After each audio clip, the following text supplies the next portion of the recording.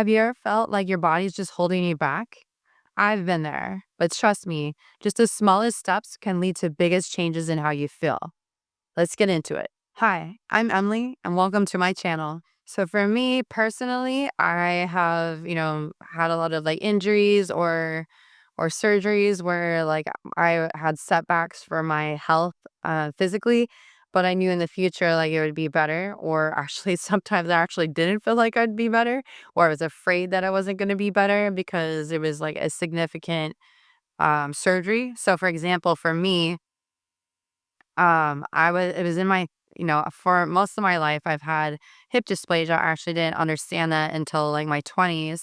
But when I went in for one doctor's exam, they said that they could do a hip replacement on me when I was like 20s, but that like in like, I think it's like 15, 20 years later, I would have to get another one. And I was just like, I'm just gonna try to like work through it and like ignore it in a way and like see how I do, but like keep physically fit. And so then like that lasted for probably like 10 years. And then in my 30s, I started like no matter what I did, my hips were just killing me, and I thought it was female related. And so I was going to an acupuncturist for a while, and we were treating the female issues that I was having instead of the hips because we didn't know.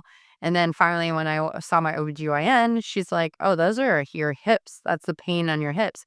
Because sometimes for females, like you can get the pain around the same area. And so when she said that, then I was like, "Oh, I should probably go in and like have a doctor look at it." So when I went in for the exam and the I had it both an MRI and I had x-rays, and the surgeon that I had, he's like, "Oh yeah, you definitely need to, have surgery to correct this." Cause I was at the point where I could barely walk without being in such excruciating pain.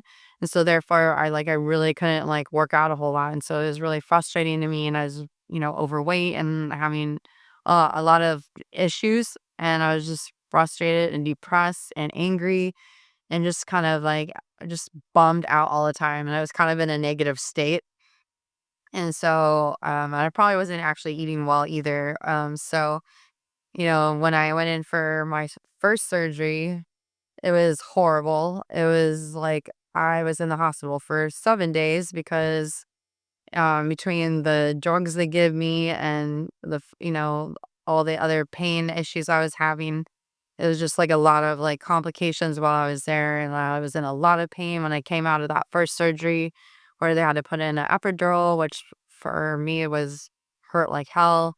And so it just wasn't a lot of fun, and it was like being numb from or paralyzed from the waist down because I couldn't feel anything past my waist. And so that terrified me, and so I was just didn't care, and I just wanted them to rip it out because I just didn't want to feel because I had a lot of anxiety around the fact that I was like it felt like I was paralyzed from the waist down because I couldn't move my legs. And so yeah, when they took that out, I didn't even care about the pain at that point. I was like, I don't care. I just want to be able to feel I want to be able to move my legs. And so that, when we went through all that. And so anyways, so like the recovery was brutal as well because, sometimes doctors are like, "Oh yeah, it's only gonna take you like 6 months to recover, and you should be I should be able to have the next surgery um within like 6 months." And well, that didn't happen.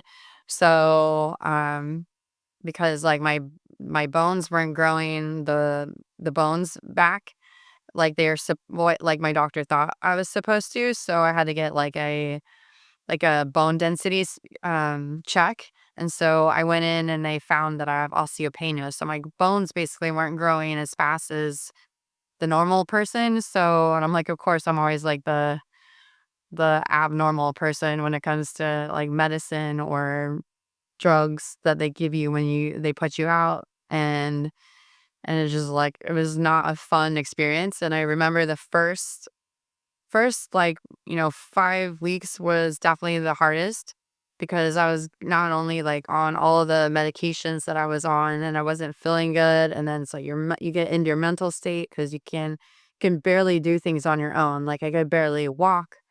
or move without help. So it was really frustrating. I had a lot of tears.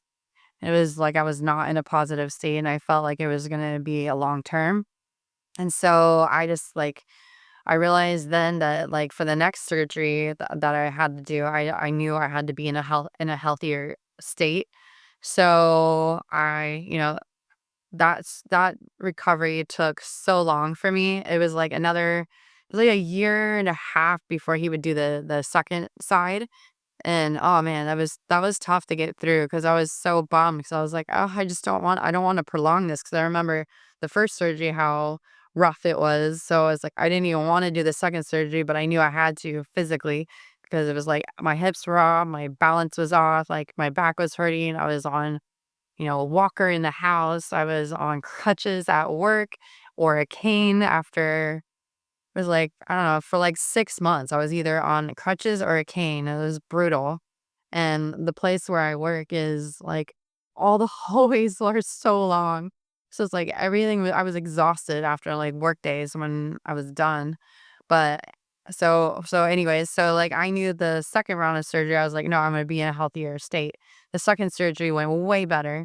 And so I was only in the hospital for like, I don't know, at least I think it was like 2 or 3 days instead of like a week. And so my recovery, because I was like working out, I was eating healthy. I made sure I took care of my body so that I wasn't in such rough shape before the first one. So yeah, I finally got through that surgery, and then I've realized, like, yeah, my recovery was gonna be long, but at least I knew, like, how to a glimpse of, like, that it's still possible that I'm gonna feel better.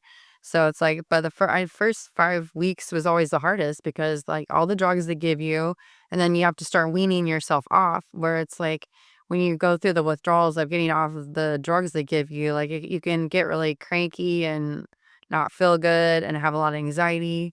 I know for me, like, it brought out all sorts of, like, feelings and, like, emotions. It was really rough, and I knew I was, like, a lot of crying still, but I knew that long term, like, I was gonna probably feel better, and so far I do, but I still know I'm just gonna have to work out, like, probably every week, like, at least 3 to 5 times a week to make sure that I have the strength around my hips and my back so that I don't have as many issues, from now on. But yeah, basically, it's like I've been through a lot of pain, like, I get it, but it's like, don't ever quit. Keep going. Things will get better, and then the more positive, like, things you tell yourself and the more positive things you do, you know you know, anything positive, the more you do, the better you will feel, and so, like, just keep going. There's a healthier version of you right around the corner.